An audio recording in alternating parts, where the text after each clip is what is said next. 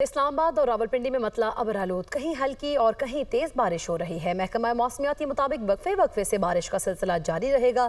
مزید تفصیلات بتا رہی ہیں دنیا نیوز کی نمائندہ فوزیہ علی۔ جی بالکل، جڑواں شہروں کے موسم کے حوالے سے آپ کو بتائیں تو صبح سویرے سے ہی مطلع جزوی ابر آلود ہے اور اب دیکھتے ہی دیکھتے آسمان پر کالی گھٹائیں چھائی ہیں اور بارش برسنے کا سلسلہ بھی شروع ہو گیا ہے۔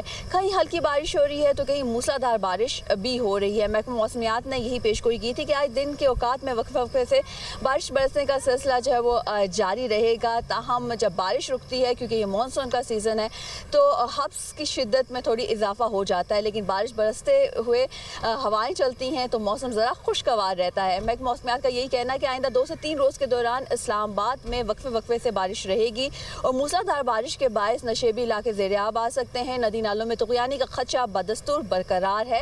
اس کے ساتھ ساتھ اسلام آباد سمیت راولپنڈی، بالائی خیبر پختونخوا، پنجاب، کشمیر، گلگت بلتستان اور بلوچستان کے مختلف علاقوں میں بھی بارش کی پیشگوئی کی گئی ہے اور اس دوران جو لینڈ سلائڈنگ کے خطرات ہیں پہاڑی علاقوں میں یہ بھی ظاہر کیے گئے ہیں، ساتھ ہی ساتھ جو فلیش فلڈنگ ہے اس کے بھی خدشات ظاہر کیے گئے ہیں۔ جی